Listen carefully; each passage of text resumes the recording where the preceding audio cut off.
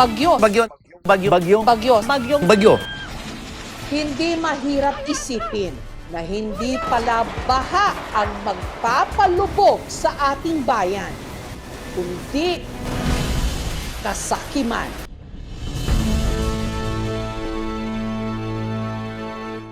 Good day everyone, we are Groove 5 and in this video, we'll be showcasing you the various types of natural disaster and injuries caused by it.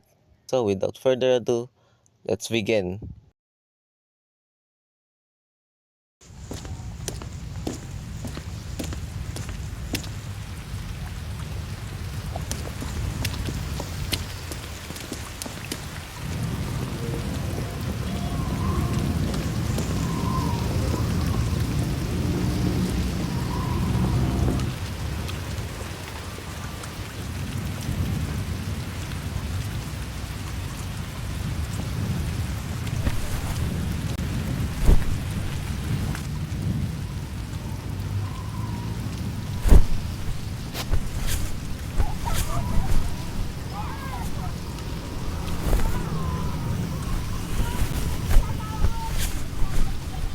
When Ricarte was struck by a branch, it bruised his arm. The medical procedures that he did was he cleaned the scratch, applied the pressure to stop the bleeding, and a makeshift bandage using his spare cloth.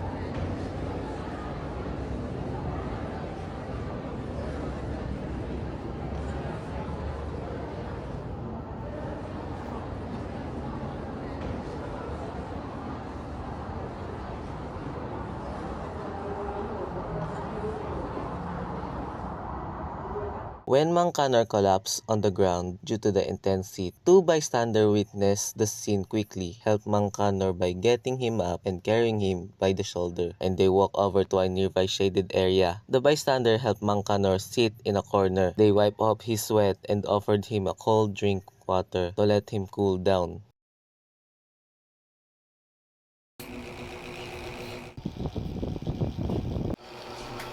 Nararamdaman ka ba? Meron. Oh! Okay ka lang? Nahilo, pre.